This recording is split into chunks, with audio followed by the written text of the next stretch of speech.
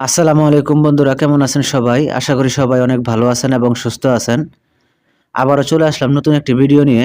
আজকের এই ভিডিওতে একটা পিএলপি ফাইল শেয়ার করব। এই পিএলপি ফাইলটি কাস্টমাইজ করে পবিত্র ঈদুল ফিতর উপলক্ষে একটা শুভেচ্ছা পোস্টার ডিজাইন করতে পারবেন।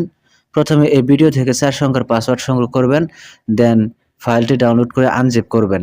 লিংক ডিসক্রিপশন বক্সে পেয়ে যাবেন। আপনি যদি একটু ভিডিও স্কিপ করেন তাহলে যেকোনো একটি পাসওয়ার্ড মিস করে যাবেন, আর মিস করলে ফাইলটি আনজিপ করতে পারবেন না।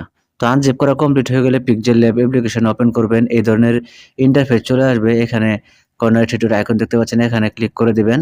তো ক্লিক করে দেওয়ার পর অনেকগুলো অপশন ওপেন হয়ে যাবে। তো এখানে একটা অপশন পেয়ে যাবেন ওপেন ডট পিএলপি ফাইল। এই অপশনের উপর ক্লিক করবেন। তো ক্লিক করে দেওয়ার পর উপরে একটা অপশন দেখতে পাচ্ছেন ডট পিএলপি, এই অপশনের উপর ক্লিক করবেন। করার পর গ্যালারির ডাউনলোড ফোল্ডারে নিয়ে যাবে। সরাসরি গ্যালারি ডাউনলোড ফোল্ডারে নিয়ে যাবে। তো এখানে আপনার কাঙ্ক্ষিত ফাইলটি পেয়ে যাবেন, এখান থেকে ইম্পোর্ট করবেন। তো আমার এখানে ইম্পোর্ট করা আছে, আমি এখান থেকে সিলেক্ট করে দেখিয়ে দিচ্ছি যে কিভাবে কাস্টমাইজ করবেন। দেন ব্যাকে চলে আসবেন। আসার পর পোস্টারটি আপনি দেখতে পাবেন। তো এখানে আপনাকে পরিবর্তন করতে হবে। এই ছবিটা, এই নাম পদবিটা পরিবর্তন করতে হবে। এগুলো লক রয়েছে, আপনাকে আনলক করতে হবে। আনলক করতে এই লেয়ার অপশনে ক্লিক করবেন। করার পরে যে এখানে আপনি দেখতে পাচ্ছেন যে YouTube content creator Motaleb Hasan, এই ২ টা প্রথমে এখান থেকে আনলক করবেন। এই তারা চিহ্নের উপর ক্লিক করে দেন নিচে চলে আসবেন। তো আসার পরে এই যে এখানে যে ছবিটা দেখতে পাচ্ছেন, এই ছবিটা এখান থেকে আনলক করবেন। তো আনলক করা হয়ে গেলে এখান থেকে ছবিটাকে সিলেক্ট করে, এই ছবিটাকে সিলেক্ট করে এখান থেকে আপনি এই যে মাঝের অপশন দেখতে পাচ্ছেন, এই যে মাঝের অপশন, এই মাঝের অপশনে ক্লিক করে দিবেন।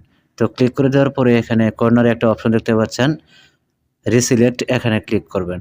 করার পরে গ্যালারিতে নিয়ে যাবে। তো গ্যালারিতে নিয়ে যাওয়ার পরে আপনি একটা ছবি এখানে দিয়ে দিবেন। আপনার ব্যাকগ্রাউন্ড রিমুভ করা একটা ছবি আপনি দিয়ে দিবেন।